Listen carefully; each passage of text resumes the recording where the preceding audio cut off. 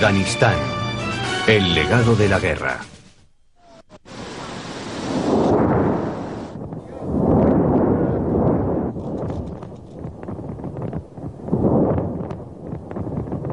B-52 norteamericanos bombardeando posiciones de los talibanes al norte de Kabul.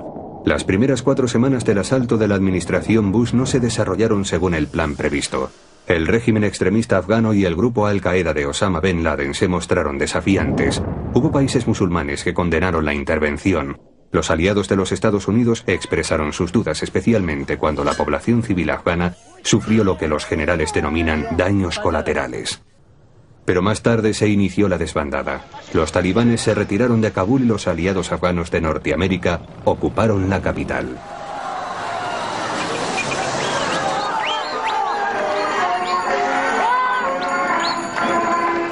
Entonces se presentó el auténtico problema. ¿Podrían los Estados Unidos y otros países occidentales traer una paz duradera a este expoliado país y a su pueblo? ¿Habría aprendido Occidente su lección de historia afgana o estaría condenado a repetirla? Existe un inquietante tópico histórico acerca de la guerra en Afganistán. Los ejércitos extranjeros van allí para fracasar. Y eso se debe tanto por su combativa población de muy diversas etnias como a su tierra que parece creada para frustrar las invasiones. Este país pobre pero estratégicamente situado ha venido derrotando a conquistadores desde los tiempos de Alejandro Magno hasta el Imperio Soviético del pasado siglo. Alejandro Magno invadió la región en el año 330 a.C. Durante 3 años condujo a sus ejércitos hacia el este, luego se adentró por el norte. Pero sus intentos de conquistar esta tierra y proclamarse Dios fueron en vano. 4 años después de que sus legiones se retiraran maltrechas, Alejandro murió de unas fiebres. Tenía solamente 33 años. Más de 1000 años más tarde, Gengis Khan asoló la región. El brillante guerrero mongol destruyó ciudades y masacró pueblos enteros, tratando de suprimir la cultura islámica. Pero menos de un siglo más tarde, el Islam había regresado a Afganistán y prosperaba de nuevo. La posición geográfica de Afganistán fue siempre la clave para controlar el subcontinente indio. Se trata de un cruce de antiguas rutas comerciales con un potencial inmenso para crear otras nuevas. Oleoductos, redes de energía eléctrica y, como siempre, rutas para la invasión. Los planificadores norteamericanos en su campaña contra el terrorismo trataron de limitar sus objetivos a los talibanes y a Osama Bin Laden. Eran conscientes de que otras superpotencias habían fracasado anteriormente en Afganistán. En diciembre de 1979, el líder soviético Leónidas Brezhnev ordenó a sus generales que fueran a Afganistán. Su misión era impedir el colapso del régimen comunista afgano, que en abril de 1978 había tomado el poder. La política represiva comunista había originado una guerra civil contra los grupos islámicos tradicionalistas. Las fuerzas soviéticas trataron de eliminar a los rebeldes atacando valles como este de Kunar, que yo filmé en 1980. El Kremlin confiaba en que conquistando Afganistán, el Imperio Soviético impediría las incursiones islamistas contra sus repúblicas del sur. Pero al emplear la violencia, el Ejército Rojo consiguió que hubiera más civiles afganos que apoyaran a los muyahidines, los guerreros sagrados.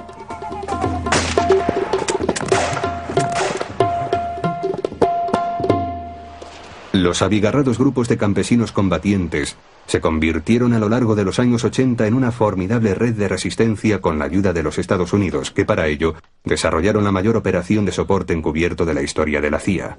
La guerra que mantiene Estados Unidos contra los talibanes forma parte del legado recibido por su antiguo antagonismo con la Unión Soviética en la década de los 80.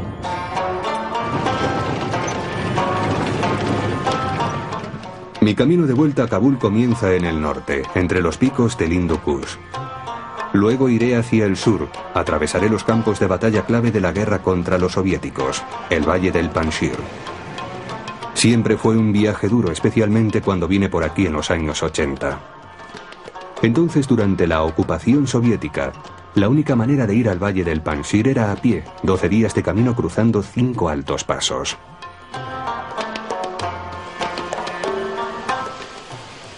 En el norte había un jefe de la guerrilla afgana que obtuvo más éxitos que ningún otro contra el ejército soviético, Ahmed Shah Massoud.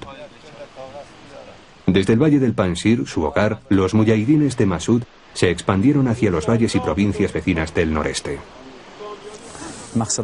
Nuestro objetivo principal es resolver las diferencias entre los distintos grupos de muyahidines. Queremos unirlos, organizarlos y mejorar nuestra capacidad combativa en el norte de Afganistán.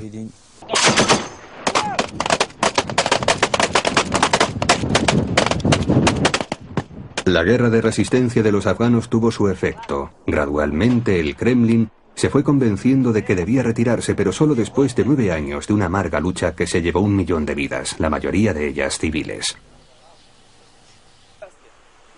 Massoud recibió solo una pequeña parte de la ayuda norteamericana.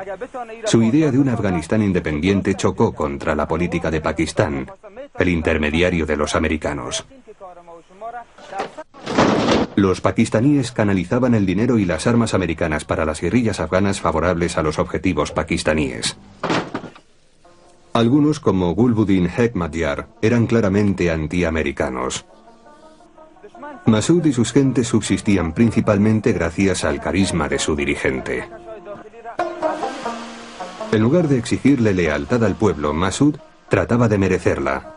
Tanto él como sus lugartenientes escuchaban las ideas y los problemas de sus gentes. Sin la comida y el refugio que los civiles podían ofrecerle, las guerrillas de Massoud tenían pocas probabilidades de derrotar a los soviéticos.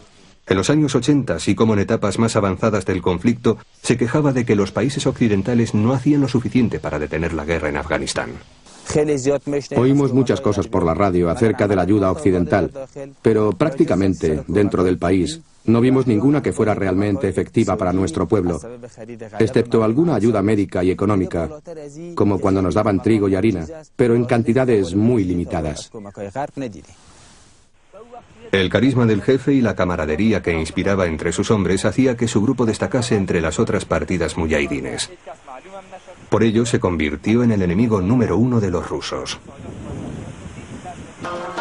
En julio de 1986, los guerrilleros de Massoud me llevaron a un cerro para que viera los restos de algunos helicópteros soviéticos.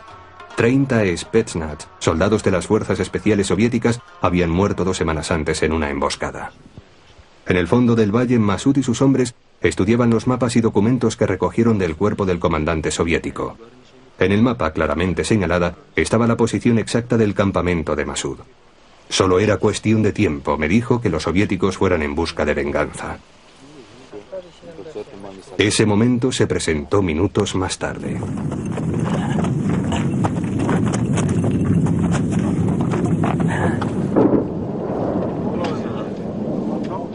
Aviones soviéticos de ataque bombardearon el campamento. En sus refugios, los muyahidines hicieron lo que todas las guerrillas saben hacer bien: sobrevivir. Al cabo de media hora la vida volvió a la normalidad. Massoud apareció gastando bromas y preguntó cómo se veía el ataque a través de la lente. La funda de la cámara fue lo único que resultó dañado durante la incursión. Massoud ordenó que fuéramos a comer. Dijo que los soviéticos no debían alterar la rutina de la guerrilla. Había escapado por los pelos. La campaña aérea soviética era mortífera, especialmente contra los civiles. Esto quedó trágicamente claro para mí cuando visité el pueblo de Safedshir. Era una base clave en las alturas del valle de Panjshir para los hombres de Massoud. El jefe local era Gulzar Khan, muy apreciado por sus hombres. Gulzar se había ganado el apoyo de los lugareños, dedicados al cultivo en el fondo del valle y a cuidar rebaños en las montañas circundantes.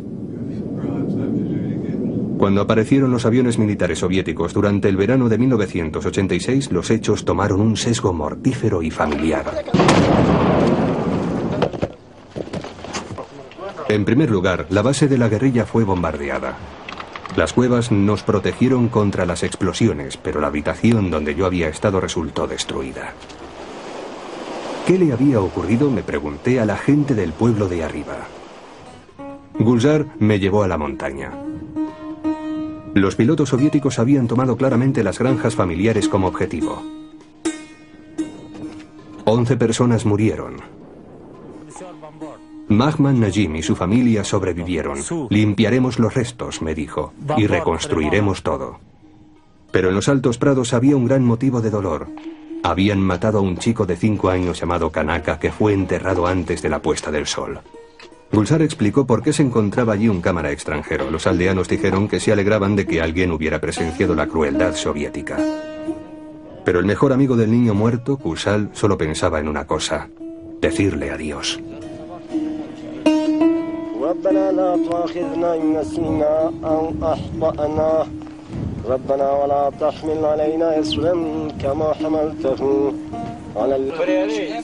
Fuimos a ver al padre del chico muerto, Shah Mustafa.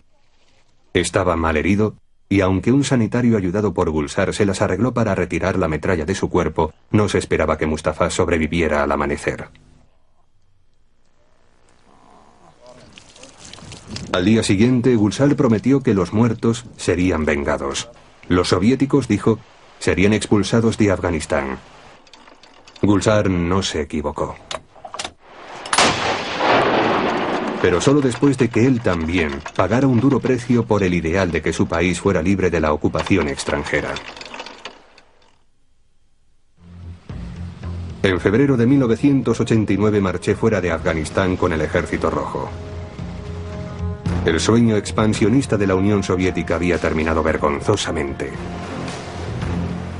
Durante 9 años fueron condenados por todo el mundo. Y como los recuerdos de sus barracones mostraban, habían sufrido graves pérdidas. Al menos 15.000 soldados murieron en acción.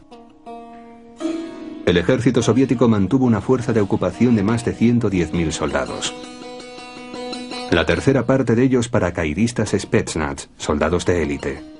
Pero incluso bajo el mando del capacitado militar de carrera, teniente general Boris Gromov, los soviéticos habían fallado en dominar a los muyahidines afganos y a los civiles que les dieron apoyo. Sin embargo, cuando la herida sangrante pudo ser finalmente taponada, Afganistán y sus pueblos entraron en una nueva y terrible etapa. En Kabul, el dirigente afgano comunista apoyado por los soviéticos, Mohammad Najibullah, insistió en que su régimen sobreviviría a la retirada de los soldados rusos. El ejército del régimen dirigía las defensas de la capital en solitario, manteniendo a raya a las guerrillas.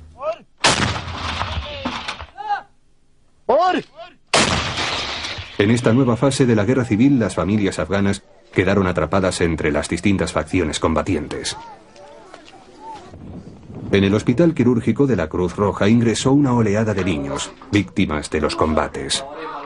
Sufrían quemaduras por bengalas. Habían sido heridos por los misiles Scud, tiroteados por los soviéticos en retirada. Solo en el primer fin de semana antes de la retirada, 16 chicos de Kabul habían perdido algunas de sus extremidades debido a las minas antipersona que inundaban las posiciones soviéticas abandonadas. Entre ellos se encontraba un chico de 14 años llamado Raz Mohammed. Había perdido ambas piernas. Cuando lo filmé, su padre, Kumandan, y 2 enfermeras afganas le estaban diciendo que tenía que ser valiente. Su primo, Lal, que perdió una pierna y un ojo a causa de la misma mina, estaba en el quirófano y no se esperaba que saliera con vida. Raz estaba desesperado. «Dadme algo para que duerma para siempre», decía. «¿Cómo podré vivir sin piernas?». La desesperanza se había apoderado del país, pero faltaba por venir la mayor batalla de una nueva guerra. La guarnición comunista del régimen de Jalalabad fue atacada por una difusa alianza de antiguos muyahidines.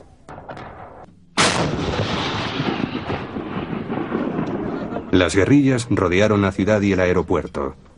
Se destruyeron los depósitos de municiones, pero los atacantes estaban fuertemente divididos. Ignorando las recomendaciones de sus consejeros militares americanos y pakistaníes, los jefes del denominado gobierno interino afgano peleaban entre sí. Un intento que contó con el apoyo americano de instalar un gobierno afgano para la guerrilla fue poco más que una oportunidad para que los periodistas sacaran una foto de grupo. Y además existía otro nuevo factor que actuaba contra la alianza de guerrillas en Jalalabad. Grupos de peregrinos ajenos a la guerra afgana, principalmente árabes, merodeaban por los campos de batalla tratando de hacerse un lugar en el de por sí caótico plan de ataque. Algunos habían sido llevados a Afganistán por el saudita Osama bin Laden, aunque este particular personaje no era todavía muy conocido. Él y sus seguidores molestaban a la mayoría de los cabecillas afganos con su arrogancia y falta de entrenamiento en combate. Se les conminó a marcharse y al menos 6 árabes fueron ejecutados por los afganos porque no querían.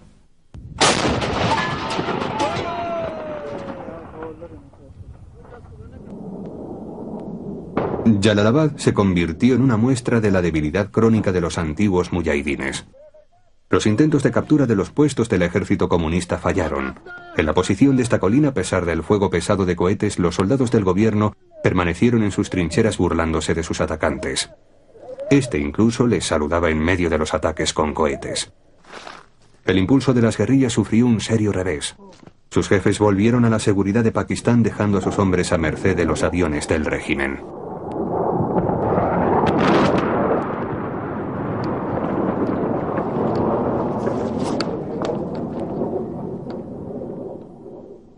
Armados con misiles Stinger suministrados por los americanos, las guerrillas devolvieron los golpes.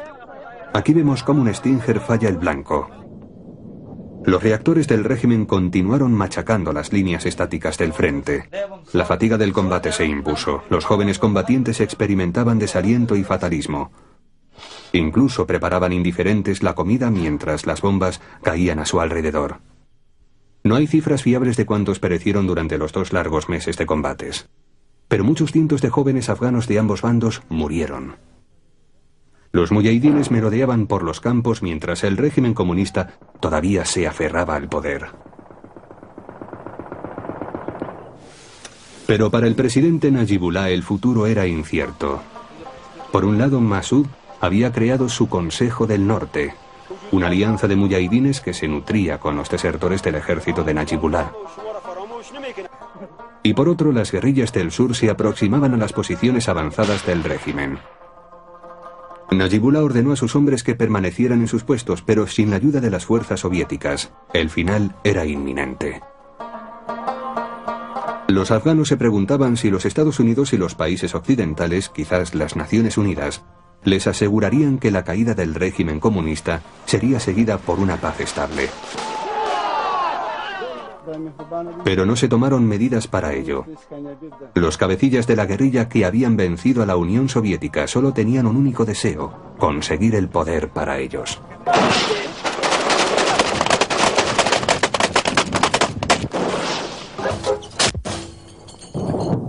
Pronto, a los 2 grupos contendientes, el comunista y el anticomunista, les sucedieron no menos de 9 facciones en liza. Para el pueblo afgano, lo peor estaba todavía por llegar.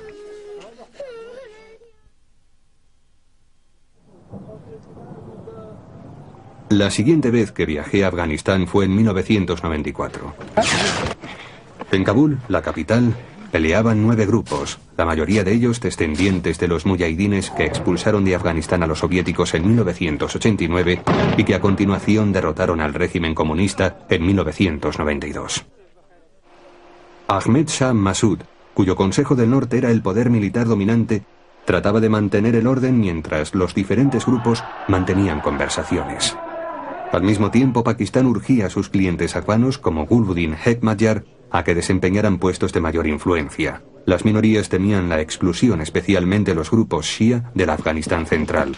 Cuando los combates se iniciaron, las fuerzas de Massoud se unieron en varios frentes.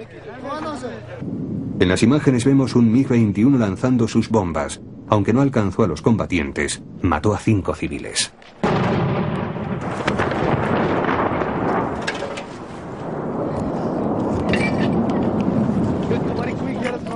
El avión militar atacó siguiendo las órdenes de uno de los más traicioneros cabecillas, Abdul Rashid Dostum.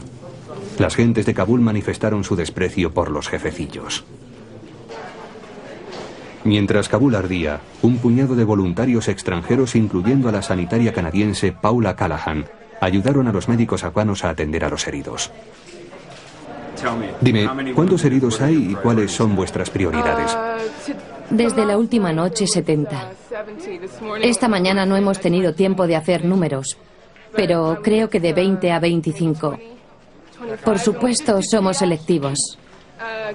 Atendemos primero a los que se pueden salvar.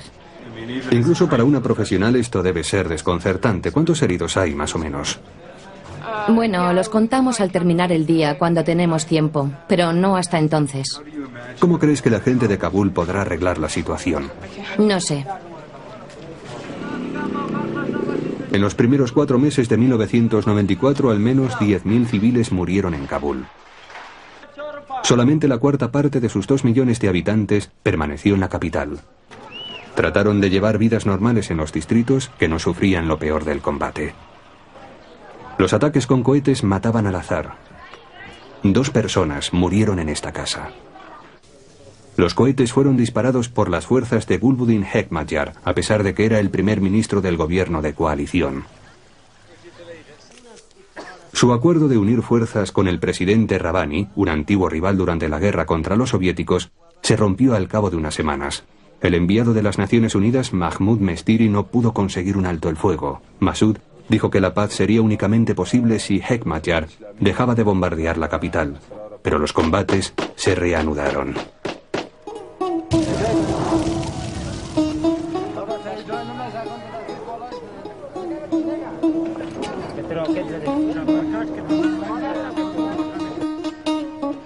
Los bazares estaban destrozados y vacíos. Esta es una escena del mismo mercado en 1991, justo antes de la victoria muyahidín contra el régimen comunista.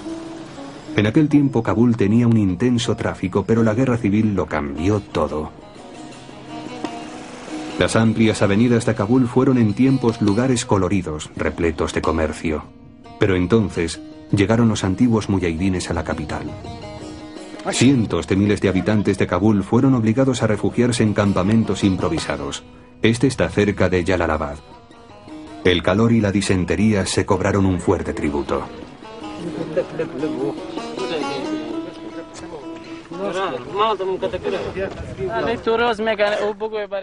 Juzgue por sí mismo. 4 o 5 niños mueren aquí todos los días. Nuestros jefes son culpables ante los ojos del pueblo. Fíjense en nuestras condiciones, vivimos en un desierto. ¿Por qué las Naciones Unidas, si es que existe tal cosa, no nos ayudan? Bombardean nuestras casas y los muertos se quedan dentro. Durante 4 meses no hemos podido retirar los cadáveres. ¿Qué esperan que esta gente honrada e inocente haga?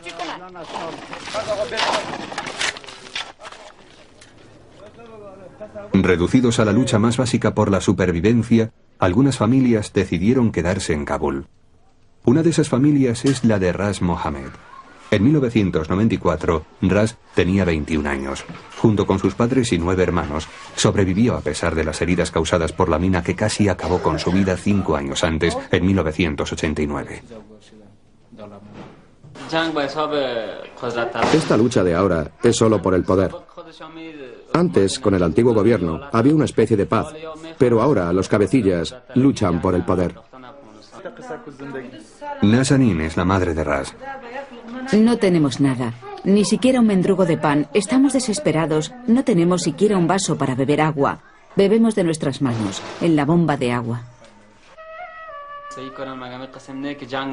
Durante los 2 últimos años no he podido hacer nada. No tengo dinero.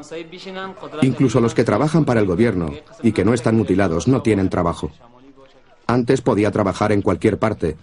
Ahora con los combates es imposible. He intentado trabajar en una sastrería, pero con mi silla de ruedas me resulta difícil llegar allí. Como la mayoría de los afganos, la familia no podía entender por qué los Estados Unidos y otros países occidentales, después de haberles ayudado a expulsar a los invasores soviéticos, los habían abandonado a su suerte frente a los grupos más antidemocráticos. Esta no es una guerra santa. 2 musulmanes no pueden luchar el uno contra el otro. Un hermano está matando al otro, no hay duda. Ambos bandos consiguen dinero fuera del país. Cuando cae un cabecilla, otro pelea por ocupar su puesto. Lo hacen por turnos. Y mientras tanto, destruyen a Kabul. No necesitamos un primer ministro o un presidente. Necesitamos paz. Solo conseguiremos la paz si los cabecillas se reúnen para elegir un consejo que gobierne pacíficamente al país. No se puede dirigir una nación en esta situación, peleando el uno contra el otro. Incluso se saquea la madera de las casas destruidas. No es forma de dirigir un país y cada cabecilla lucha por su propio reducto. Habrá que empezar de una nueva manera. Y esa manera nueva, paz y reconstrucción, comenzó en 1994, no muy lejos de Kabul, a 80 kilómetros del valle de Panjshir. Allí se inició la reconstrucción, las cosechas consiguieron rendimientos cercanos a los de antes de la guerra. Pero son los habitantes de los pueblos los que han vivido las más sorprendentes experiencias. Hace 8 años presencié un bombardeo de los soviéticos, fue en julio de 1986. Me dijeron que Shah Mustafa no sobreviviría a sus heridas. Parece que se equivocaron. Aquí tenemos al Shah Mustafa de 1994. Aparenta más de 36 años, pero al fin y al cabo vive. Con el paso de los días y de los meses, fui mejorando. Pero todavía, después de 8 años, me duele la parte baja de la espalda y los riñones. Después que la bomba explotara, el polvo fue desapareciendo lentamente. Mi hijo fue alejado de mí por la explosión. Yo no me podía mover. Estaba paralizado. La operación fue muy dolorosa. A veces perdía el conocimiento. Luego me despertaba diciendo: mi hijo, traedme a mi hijo. Me trajeron su cuerpo. Me acuerdo de que lo acaricié con la mano. Luego les dije: id a enterrarlo. Y perdí el sentido. En los años que siguieron al ataque, Shah Mustafa contó con el afecto de su joven primo Kushal. Él también trataba de superar el más amargo recuerdo de su infancia, la pérdida de su mejor amigo, Kanaka, bajo las bombas soviéticas. Kushal dijo que pasados 8 años desde el ataque seguía sin pensar en marcharse del valle. Hubiera sido una rendición. La decisión de Kushal es compartida por otros antiguos amigos. Mahman Najim me enseñó su nueva casa. Está exactamente donde le conocí después de que los aviones soviéticos les atacaran en 1986. Mahman se mostró valiente y animoso hace 8 años antes de ver a su familia partir. Permaneció en el valle, pero tuvo que pagar un alto precio. Su primera mujer murió en 1989, en uno de los últimos ataques soviéticos. Al día siguiente de que me sacaras las fotos, después de que los aviones nos bombardearan, empezamos la reconstrucción. Nos volvieron a bombardear y nos tuvimos que ir otra vez a las montañas, pero regresamos para empezar la reconstrucción. Día a día nuestras vidas mejoran y estamos contentos aquí. Antes esto era un páramo, ahora está mejor. Y si Dios quiere, seguiremos reconstruyendo. Construiremos mejores casas en el futuro. La situación, las carreteras y los edificios mejorarán. Las granjas nos darán mejores cosechas. Nos estamos ocupando de todo. Muchos habitantes del valle nunca verían la reconstrucción. Gulzar Khan, el cabecilla muyahidín local, murió justo antes de la retirada de los soviéticos, pero dejó 2 hijos adolescentes, Jan y Nasar, que cuidarían de su madre durante la guerra civil que siguió a continuación. Otros supervivientes aprovecharon al máximo la tregua del valle del Panjshir durante los primeros años 90. Abdul Basir, antiguo francotirador de la guerrilla, abrió una tienda propia en el bazar. Sabur, un tratante de gemas y jefe de la guerrilla, se convirtió en gobernador del distrito. Y Hasham Saad, otro combatiente de Masud a mediados de los años 80, se dedicó a reconstruir la casa de su familia en la orilla del río Panjshir. Najimuddin, jinete y jefe de la guerrilla contra los soviéticos, llegó a ser el jefe de la policía del valle. Con 10 hijos, se dedicó a construir una casa nueva y grande. Me dijo que tenía que volver para visitarla cuando estuviera terminada. Pero a pesar de la expansión de la construcción en el Panjshir a principios de la década de los 90, había pocas esperanzas de que la reconstrucción llegara a todo Afganistán. Kabul era un recordatorio de lo lejos que se encontraba el sueño de la paz.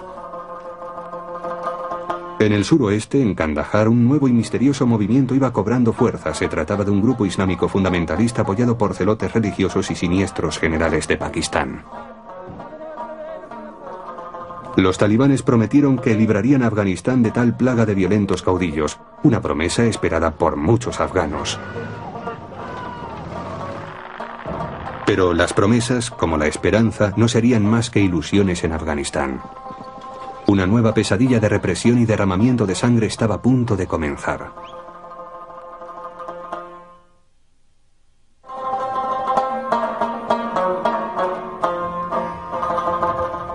Kabul, 1996. Ahmed Shah Massoud, ministro de Defensa de la facción del gobierno dirigido por antiguos grupos de muyahidines, se enfrentaba a la peor derrota militar de su carrera. Un nuevo movimiento procedente del suroeste de Afganistán, el Talibán, avanzaba hacia la capital. Los talibanes prometían asentar el orden, un mensaje esperado por los afganos, ya que las partes contendientes del gobierno poscomunista solamente habían causado destrucción. Pero los talibanes representaban algo más de lo que aparentaban. Estaban apoyados por militares pakistaníes que seguían tratando de influir en Afganistán y contaban con el patrocinio económico de varios extremistas de estados ricos del Golfo Pérsico, entre ellos el saudita Osama bin Laden. Las unidades combatientes talibanes disponían de gran movilidad gracias a sus camiones ligeros. Parecían imparables. Massoud ordenó que sus fuerzas abandonaran Kabul. Al norte de la capital, en su tierra, él y sus lugartenientes pensarían en lo que tenían que hacer. A su pesar, Massoud decidió que el paso sur que daba acceso al valle del Panjshir debía ser bloqueado. Volaron la carretera. El avance talibán se detuvo, temporalmente. Para Massoud y las gentes del norte de Afganistán había comenzado una nueva guerra de desgaste. Antes de abandonar la capital, Massoud dio refugio al anterior presidente comunista, Najibullah. Había estado confinado en una residencia de las Naciones Unidas en Kabul desde su caída en 1992. Najibullah declinó la oferta de Massoud, esperando que los talibanes entraran en razón. Fue un error fatal. En cuanto los talibanes se hicieron con el poder, ejecutaron a Najibullah y a su hermano. Los asesinatos, junto con la violenta represión que realizaron contra las mujeres, hicieron que Washington reflexionara. La administración de Clinton, alentada por Pakistán, había considerado reconocer al régimen talibán. Sin embargo, siguió las directrices de las Naciones Unidas, que se negaron a reconocer a los nuevos dirigentes de Afganistán. No obstante, por intereses comerciales, los Estados Unidos tratarían durante varios años de establecer lazos con el régimen extremista. El premio era un oleoducto que llevaría oro negro desde las antiguas repúblicas soviéticas, pasando por Afganistán, hasta puertos del Océano Índico. El consorcio Zengas, apoyado por Unocal y Delta Oil de Arabia Saudita, trabajaron con los talibanes para construir dicho oleoducto. Pero la guerra civil y la represión en Afganistán hicieron que el proyecto fracasara. A las mujeres, que en tiempos fueron la base de los servicios civiles, se les prohibió trabajar y virtualmente se convirtieron en prisioneras dentro de sus hogares. Las chicas acudían a escuelas secretas. Los talibanes habían prohibido a las mujeres casi todo el acceso a la educación. Los hombres debían llevar barba. Se prohibió la música. Incluso la policía religiosa prohibió que se volaran cometas. Esta policía estaba formada por celotes que regulaban todos los aspectos de la vida civil. La pena por robo era la amputación de una extremidad. Las mujeres acusadas de adulterio eran fusiladas. Los grupos de derechos civiles condenaron a los talibanes, pero los afganos, especialmente en Kabul, debían mostrar diariamente su sumisión al régimen. Los civiles llevaban una doble vida muy dura. Entre ellos, Ras Mohammed. Los 6 años que han pasado desde que nos vimos han sido muy difíciles. Es duro salir adelante. Hemos tratado de ser pacientes, aunque a veces hemos pasado mucha hambre. Nos hemos dejado crecer la barba para que los mulats crean que somos fieles a los talibanes. Cada vez que veo a los funcionarios, trato de convencerles de que deben ayudarme por ser un afgano que ha perdido sus piernas en la guerra.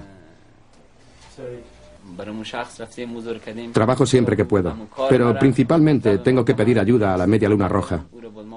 No es fácil, y a veces estoy tan disgustado que querría haber muerto. Pero he sido paciente, he suplicado a los funcionarios talibanes que me ayuden. Así es mi vida. El padre de Ras, Kumandan, consigue de vez en cuando trabajo de conductor, pero la paga es pequeña. Sin embargo, hubo alguna buena noticia. Ras se casó con una chica refugiada del Panjshir. Mis padres me animaron a casarme. Dijeron que me estaba haciendo viejo y que necesitaba a alguien que me cuidara. También dijeron que los hijos podrían ayudarme en el futuro. Pedí dinero prestado y me casé. Ras y su mujer tienen 2 niños. El superviviente de una mina soviética es ahora un orgulloso padre. Para mí es difícil manejar una familia como la mía. Pero espero que cuando mis hijos crezcan, ayudarán a sus padres y a su gente. Dios me ha bendecido. A mí, a un hombre que perdió ambas piernas. Le ha dado 2 hijos. Hay quien tiene dinero y salud, pero no tiene hijos. Quiero que me ayuden a llevar una vida mejor para mí y para ellos. Deseo que ayuden a su gente. Mientras la población de Kabul soporta la vida bajo el régimen talibán, sus soldados continúan sitiando el valle del Panjshir. La base aérea de Bagram, en la llanura de Somali, cerca del Panjshir, se convirtió en un preciado objetivo tanto para los atacantes talibanes como para los defensores de la Alianza Norte. Los talibanes capturaron la zona 4 veces entre 1996 y 1999 y 4 veces les hicieron retroceder. Bagram es un museo de la catástrofe afgana. Estos polvorientos MiG-21 han servido a los regímenes comunista, anticomunista y talibán por riguroso turno. La gente de Bagram solo espera a saber qué aviones les bombardearán a continuación. En el valle del Panjshir la reconstrucción no ha podido iniciarse debido a los continuos combates. Muchos de los cabecillas del valle han perecido en ellos. Najimuddin, el jefe de seguridad del Panjshir, murió luchando en Kabul contra los talibanes. 2 de sus 10 hijos, Amina y Nilab, rezan ante la tumba de su padre. Habrá más lucha y muertes en Afganistán. Los talibanes han prometido conquistar el valle y todo el norte. Pero cuando en abril de 2001 se cumplía el 23 aniversario de una lucha sin descanso, los talibanes y su singular huésped estaban a punto de excederse en sus más sangrientas ambiciones. Abril de 2001. Ahmed Shah Massoud fue invitado a hablar en el Parlamento Europeo de Estrasburgo. El legendario León del Panjshir, el jefe de la guerrilla que castigó más que ningún otro a las fuerzas de ocupación soviéticas en la década de los 80, era ahora ministro de defensa de una reducida zona del noroeste del país. Dio un aviso a los países occidentales: detengan a los talibanes y a Al-Qaeda, o sufrirán las consecuencias. Dijo que a menos que las potencias mundiales ayudaran a pacificar su país, la violencia se extendería. Día tras día, los talibanes están más aislados en Afganistán. Y este aislamiento hace que busquen más apoyo de Ben Laden y de Pakistán. La llamada de Massoud no fue escuchada.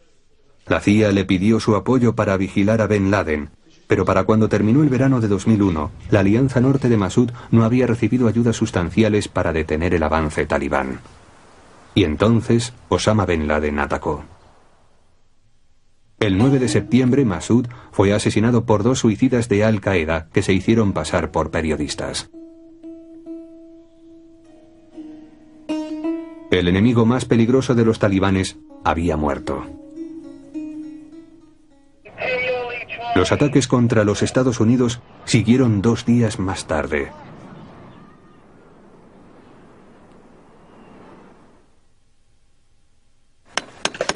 Mientras los artesanos construían la tumba de Massoud en el Panjshir, el presidente Bush, a medio mundo de distancia, preparaba una coalición contra el terrorismo, la amenaza contra la que Massoud había estado previniendo desde la subida al poder de los talibanes en 1996.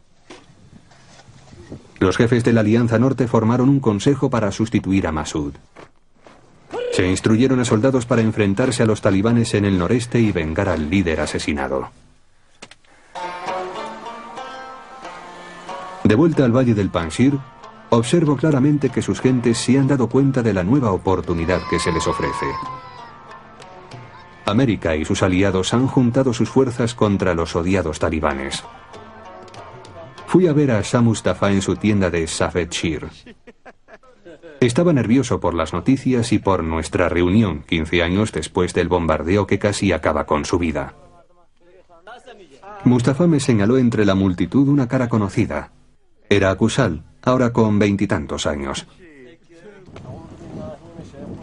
El niño que había llorado la muerte de su amigo debido a un ataque soviético y que permaneció en el Panjshir trabajando la tierra, se había casado y tenía hijos.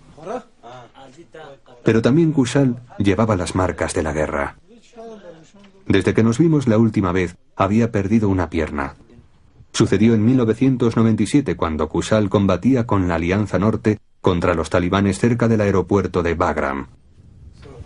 No estoy muy mal, me dijo, pero no puedo trabajar. Otro antiguo conocido, Abdul Sabur, apareció y nos invitó a té.